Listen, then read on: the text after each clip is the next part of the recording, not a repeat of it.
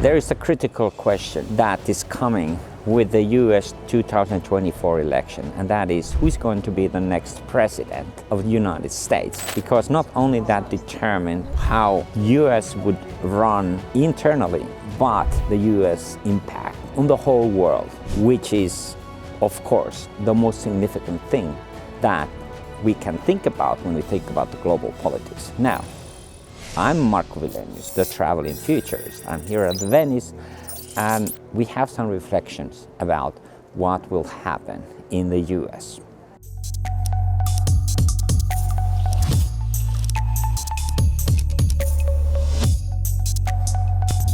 Now, when we look at the situation, on the Democratic side, it's pretty straightforward. Joe Biden will want to continue to be president, and as long as he does that, all the party behind him will actually support him for doing so, and there is no mistake about that. On the conservative side, the GOP has now two main candidates. One, which is Donald Trump, the former president, and the next one is Ron DeSantis, the current governor of Florida. Even if it seems now that Trump is still having more base, more reliable supporters on the ground, I predict that as the time goes by, Ron DeSantis will gain more power. And this is just because it seems like Trump is getting into the real trouble with all his misbehavior from the past. And that vis-a-vis Ron DeSantis is critical because this guy is a family guy. He doesn't have any public moral problems, issues.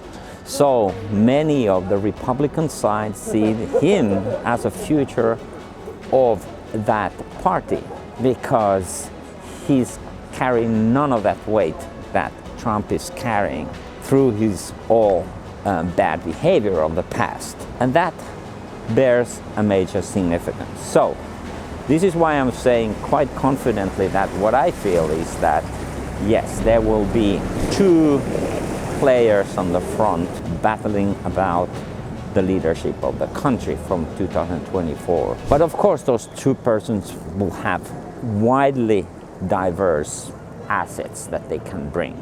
If you want to summarize the difference between Biden and DeSantis, it goes like this. Biden has a vast experience for the foreign policies in the United States, not just because he's a former vice president, but also because he's been working on these foreign policy issues now for so many centuries that he has a very strong background and interest there. DeSantis have none of that. In fact, nobody knows really what he thinks about the world because most what he's been saying has to do with the internal politics. So he doesn't seem to have any strong agenda. And that might not trouble those people that see that America should just focus on itself, its own troubles, its own improvements, and leave the world apart, which is exactly what Ron DeSantis is actually saying. Because what he says is that, well, we should actually stop supporting Ukraine because it's eventually none of our business, it's a European state's business, and all that money flows in there should actually flow to our own system to improve that. And this is quite an appealing for many people who think that, well, actually, Ukraine and Russia is very wide apart from where they live. On the other side, it's Biden that has been a strong supporter of the aid to Ukraine, while otherwise being quite cautious about the involvement, with an example of drawing the troops back from Afghanistan. But he's been very determined to support Ukraine and to be also a very active member of the international community. So there are almost like two opposite poles here.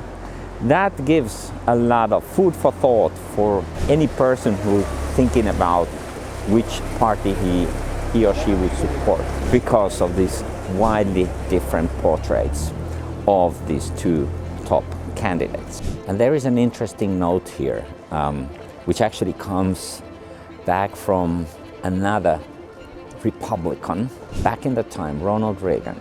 and this is in 1980s, when he was talking the Soviet Union then as a source of evil, having the focus of evil forces inside the Soviet Union, and that the real battle is between the evil Soviet Union and the good West. This was pretty striking at the time, but when you look at the discourse of DeSantis and the Trump, and of course we need to remember that DeSantis is actually a disciple of the Trump when it comes to the policies, then we see a huge difference there, because DeSantis does not see that any kind of involvement is a positive for America. He doesn't want to take any moral standing there. Just simply say it's not our business. Whereas the Reagan acknowledged the role of the United States as being a kind of, not the world police, but the world ombudsman, the negotiator, the one force that tries to keep the freedom. Because of the rhetorics that started early after the Second World War, when the Cold War period started, was that there is a free West and then there is an unfree Soviet bloc. And this work for the free world was something that was the spirit of the Cold War times. Now, we are back in Cold War when it comes to the tensions between the Russia and the West. But the rhetorics in these politicians on the conservative side has changed so dramatically that we are really talking about extreme shift in terms of how they see the world and the US role in there.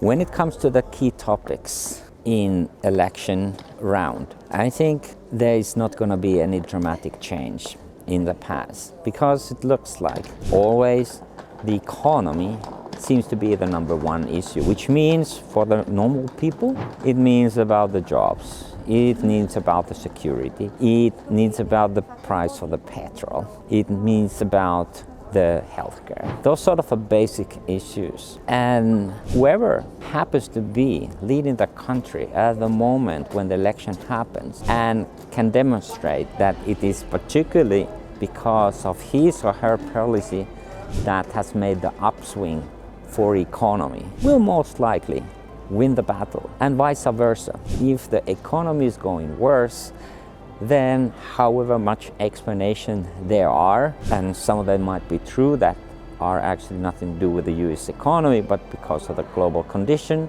however, the majority of the voters will interpret that as having something of a mishandled policies that will lead to the worst, which means that actually there's going to be a massive shift towards the candidate that can provide alternative to the current policies. In addition to this, we might say also there is actually a battle about the worldviews. There has been a strengthened opinion coming from sort of a right conservative sources when it comes to the issues like abortion, about what are taught in the schools and so forth, which where there is a one party that says that, well, actually we should have more the Bible as our source of authority, whereas the others say, well, okay, a Bible is a great story, but actually we should more entice ourselves with the science and teach in the schools and build our policies based on the scientific facts. In fact, these kind of two opposing views have been strengthening in polarization. And I believe that is because the more dire the situation gets in the big middle between the coasts, the more conservative they get and the more limited their worldview become, because they want to have some safety, and the safety seems to be often coming from the Bible. It seems like for Biden, it means that if he can somehow show that his period has been victorious in terms of pushing the economy to grow inflation in control, more jobs, better security, less crimes even, and a strong leadership also in American foreign policies, I think he would be the likely to win. But if it turns out that in late 2023 and 24 that there is a period of economy stumbling down, inflation rising, less jobs, and so forth, then obviously DeSantis would appear as a proper new alternative for leading America as a president. It seems to me that if conservatives and DeSantis will win, that would mean perhaps the end of US being heavily involved in the global politics and being the source of kind of freedom policies throughout the world and defending that freedom. Instead, what we would say is to focus on internal policies, maybe also there creating a more polarized policy scheme where there is the one side which is heavily putting the focus on taxing less for the rich, because with an argument that this would help the overall economy, but actually leading to even more polarized society.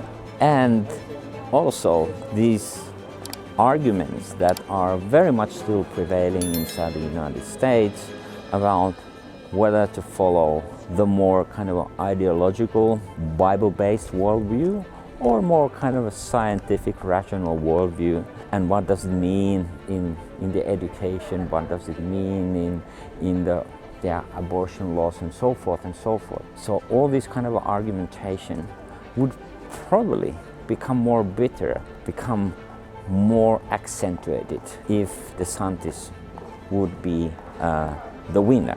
Whereas if Biden will be the winner, since this would be his second term, he could be much more radical than in the first term of pushing forward his agenda, which by and large seemed to be trying to turn American economy more green, American politics more progressive, trying to keep the borders open as much as it can, and have still a very much like a key role in the global geopolitics, and leading also Europe as well as other countries around the globe to this type of the policy that ensure the freedom of speech and the forces of democracy to win. We need to remember the old wisdom here. Never underestimate the power of under-informed and under-educated people. They have been the force behind the Trump, they have been the force behind Brexit, and many other events in the last years. And if this type of the policies, if these type of more right-wing type of the policies will lead into the future, that means that the order that was actually established after the Cold War will break down and something very different will occur instead. And what this world will be, I just give you some ideas what I think as a futurist about this very topic. I think first of all we would go much more decentralized global system where the system polarizes actually in such a way that the closest allies come always from near. So no ideological box anymore so much as more pragmatic policies of the common interest, which often appears to be those of the neighbors. Now, this might lead to a very different type of the policy scheme when you think about the international issues that have become much more prominent in the last 30 years. You think about the trade, you think about the climate change, you think about many other topics that have been enforced to the international agenda by United Nations and other parties. And it seems that most of the problems that we have created as a humanity requires this type of international cooperation. But if this happens, this type of the fragmentation of the global scene, that obviously make it much harder in this complex world to attain any type of the unity between the different regions, between different nations around the world, which is actually what we need to be doing. So the goal of building up more harmonious world by having a kind of unity in defining what are the problems that cross the national borders as well as the opportunities. If that unity disappears, then we are getting into a very different type of the global system where there is a lot of fractions that have a lot of hostilities between each other, and probably that would not be very much beneficial for the long term of the globe. So that type of the scenarios would appear in case the US starts to lean on the far right in its own internal policies. So that's why I said in the beginning that it's not just about the US politics, but indeed it is about our global future. Subscribe to my channel and see the other related videos that hopefully can inform you more about the future.